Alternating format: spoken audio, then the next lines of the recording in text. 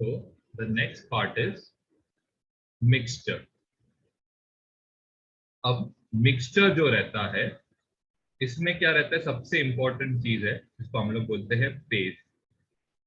Now what is this phase?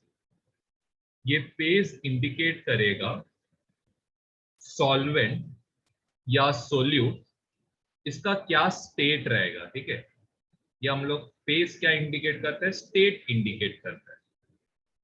Now what do you mean by state? State indicates whether it is a solid, liquid or a gas.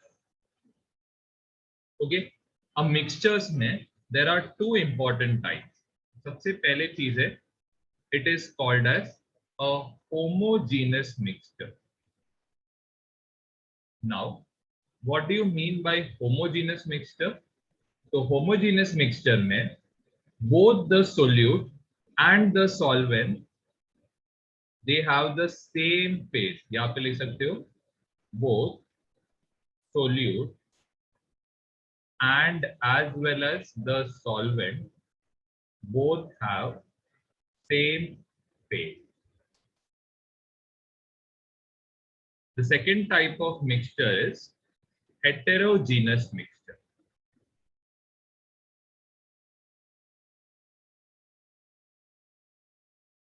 Okay. Now in this,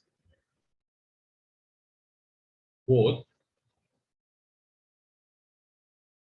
solute and the solvent they have different phase.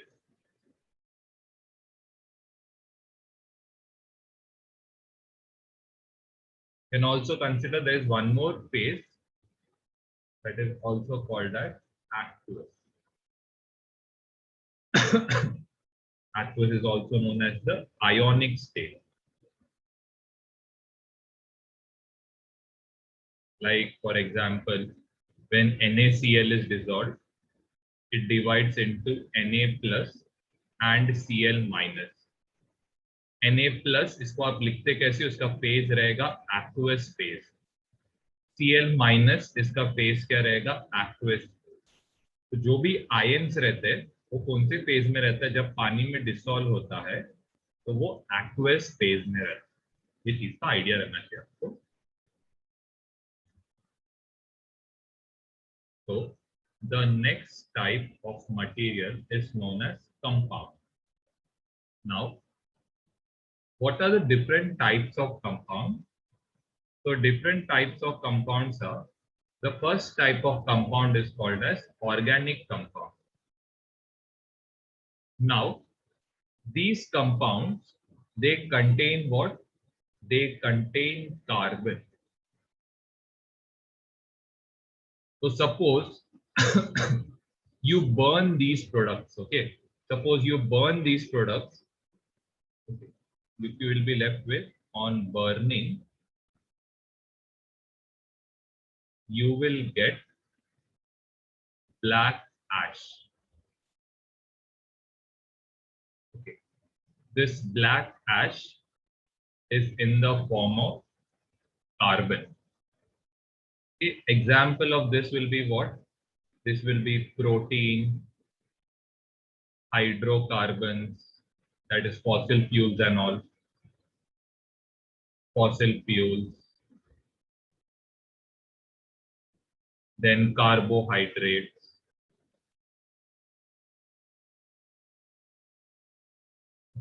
these all come in what? And there are many more also. So these all come in organic compound. The second type is known as inorganic compound. Now, in inorganic compounds, they don't contain carbon. Or you will say no carbon.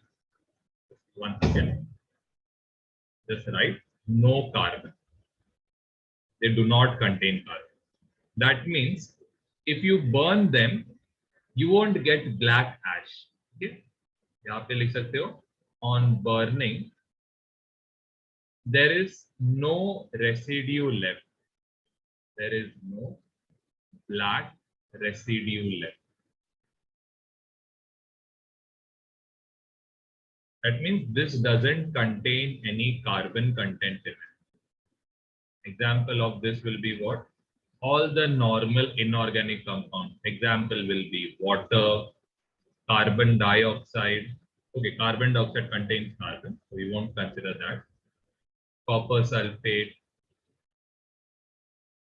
magnesium sulfate, then that will be NaCl, etc. The last type of compound is called as complex compound.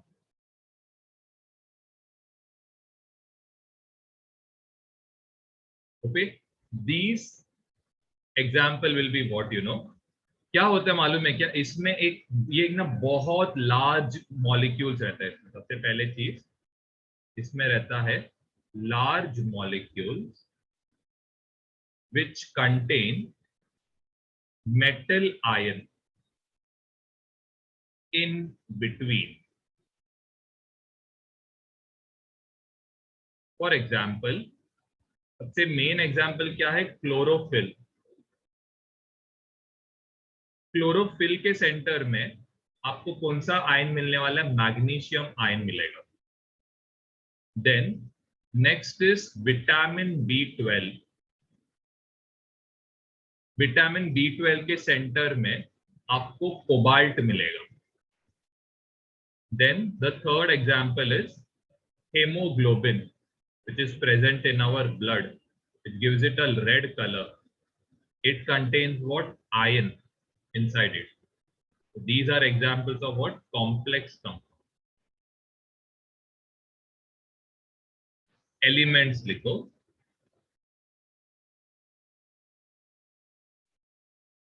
First point लिखना. They contain atoms of only one kind. सबसे smallest जो particle है element का, तो ये लिखो smallest particle of an element, इसको हम क्या बोलते हैं? एटम बोलते हैं.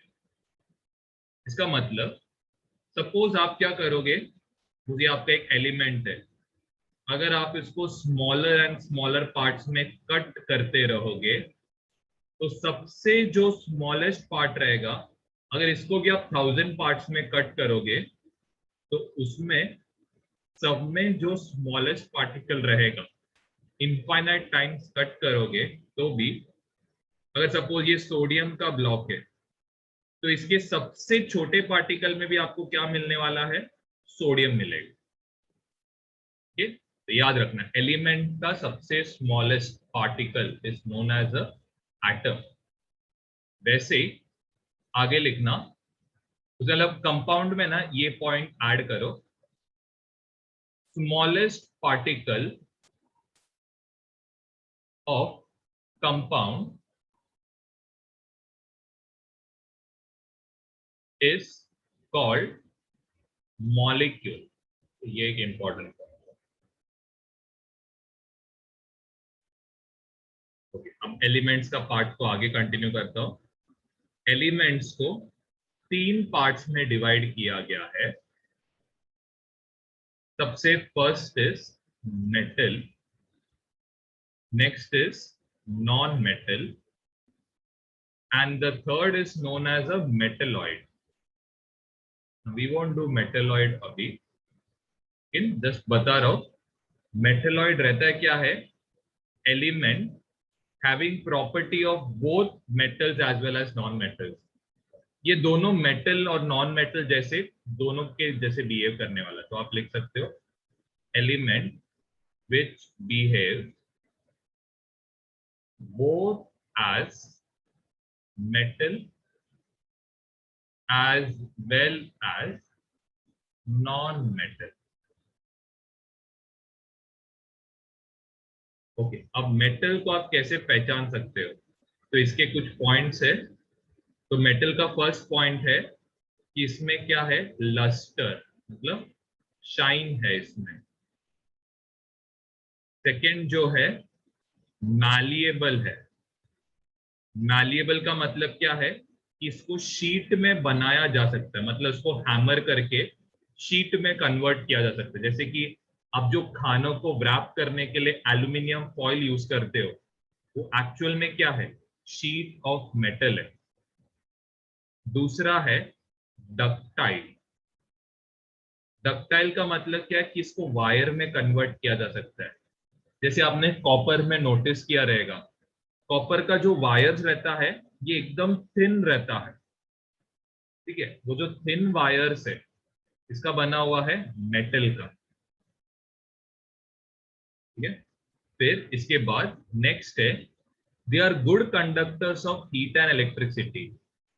जैसे कि आप जो बर्तन बनाते हो वो कॉपर या फिर स्टील का बना हुआ रहता है, तो आप इधर लिख सकते हो गुड कंडक्टर ऑफ हीट।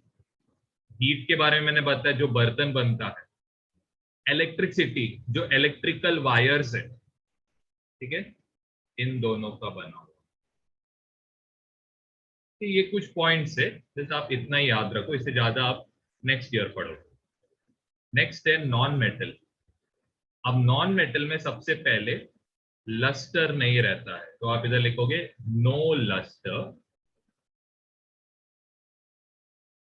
अब जैसे ही कोई नॉन मेटल को हैमर करोगे तो वो किस में कन्वर्ट होता है, पाउडर में।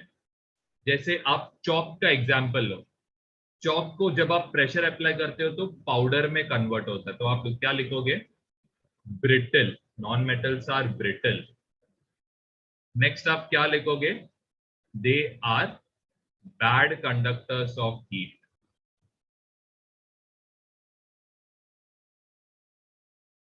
Conductor of heat, electric.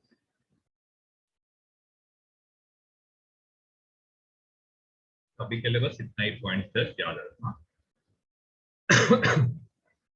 Metals में आप एग्जांपल में लिख सकते हो सोडियम, एल्यूमिनियम, फिर यहाँ पे iron, magnesium, calcium. Non metals का आप एग्जांपल लिख सकते हो chlorine gas, oxygen, nitrogen, bromine, iodine, ये सब।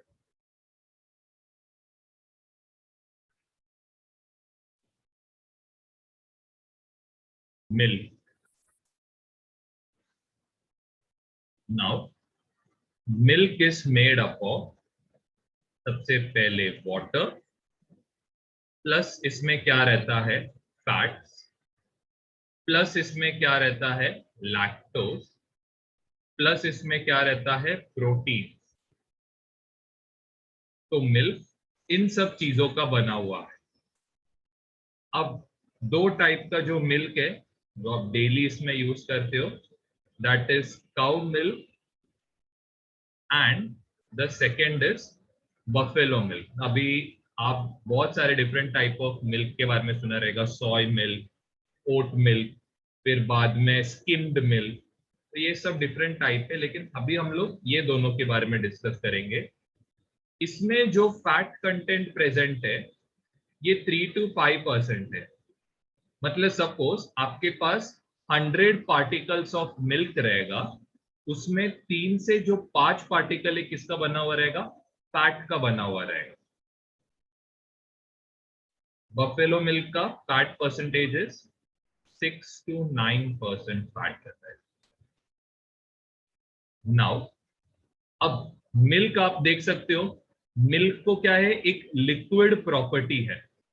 तो ये लिक्विड प्रॉपर्टी उसको कौन देता है, वाटर देता है। तो आप लिख सकते हो वाटर, इट प्रोवाइड्स, यहाँ पे लिख सकते हो fluidity, it provides fluidity to milk. आप देख सकते हो मिल्क क्या करता है, कोई भी कंटेनर का शेप ऑक्यूपाई करता है। तो इस किसके वजह से होता है ये, वाटर के वजह से। फिर जो मिल्क रहता है उसको एक स्वीट टेस्ट है, तो उसको स्वीट टेस्ट किसके वजह से मिलता है, लैक्टोज के वजह से। इसमें आप लिख सकते हो स्वीटनेस इन मिल्क, लैक्टोज की वजह से रहता है, इंपॉर्टेंट प्रॉपर्टीज है। And milk is also known as what, milk is also a colloid, or you can consider it as a mixture.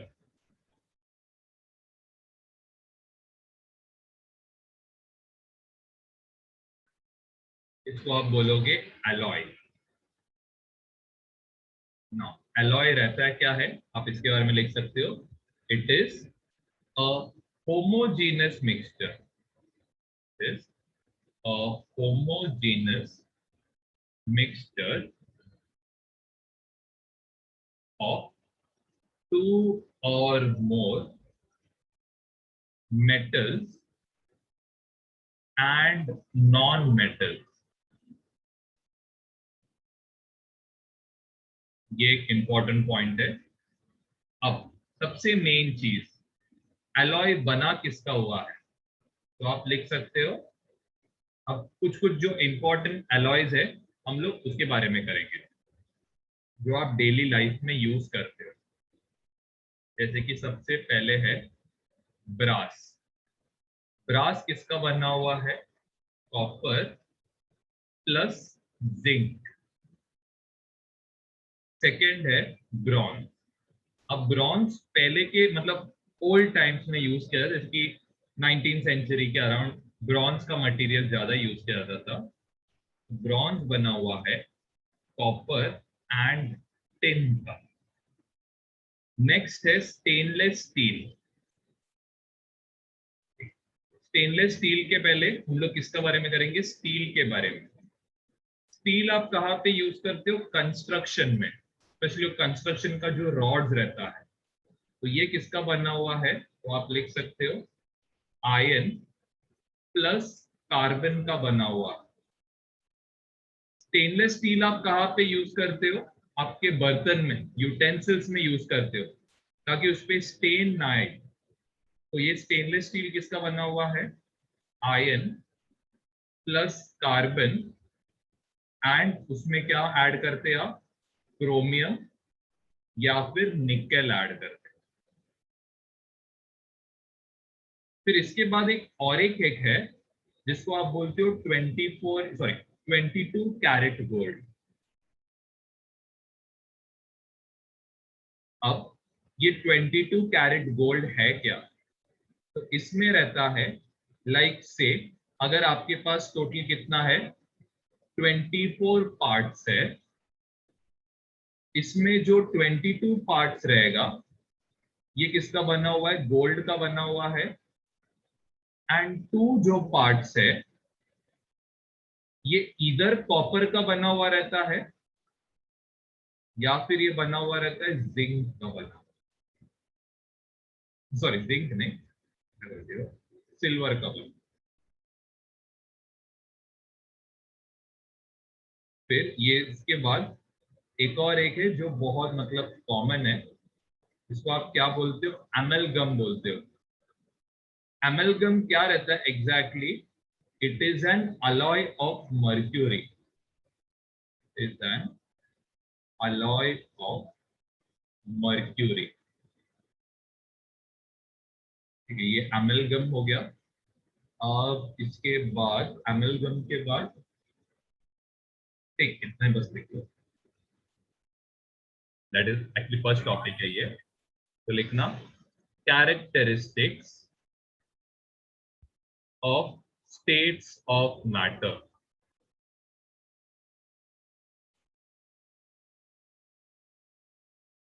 Okay,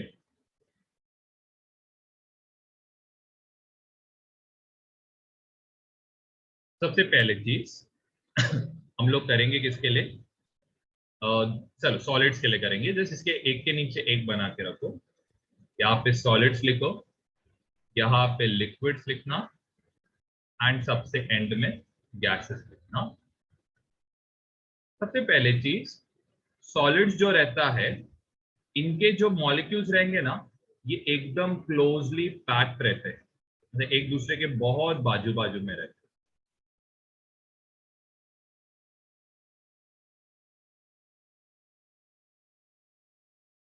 okay, now what about liquid? Liquid जो रहता है, Sir, you have to draw this. या draw the diagram. Liquid जो रहता है, इनके बीच में space रहता है, लाइक क्वाइट सफिशिएंट स्पेस रहता है।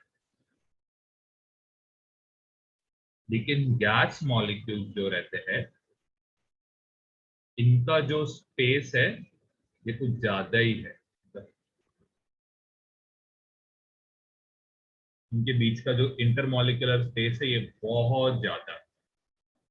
और यहाँ पे आप क्या लिख सकते हो? इंटरमॉलिक्यूलर फोर्स, मतलब सॉलिड्स में पार्टिकल्स के बीच का जो फोर्स है ना एकदम स्ट्रांग है, तो आप लिख सकते हो intermolecular forces are very strong. Intermolecular forces are very strong. Particles are very close to each other. Particles are very close to each other. And उसके बाद आप लिख सकते हो पार्टिकल्स को पास पास में है। Solids have definite shape. Solids have definite shape. अब लिक्विड्स के बारे में लिखते हैं। Intermolecular forces are strong liquid. Intermolecular forces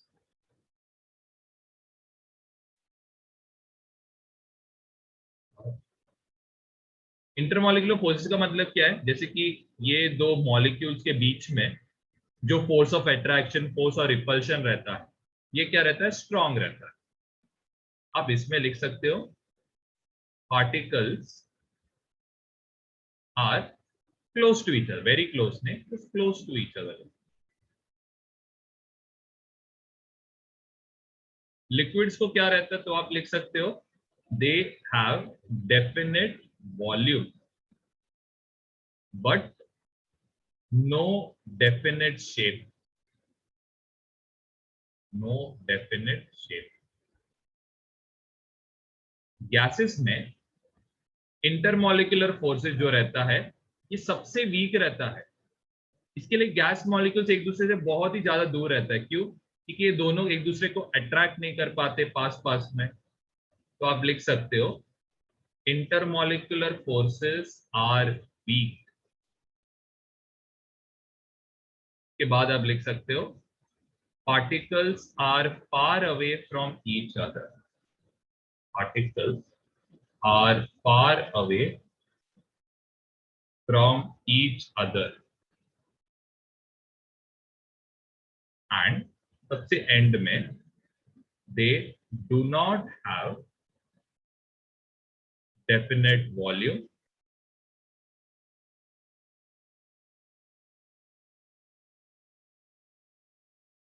and definite shape. They do not have definite volume and definite shape.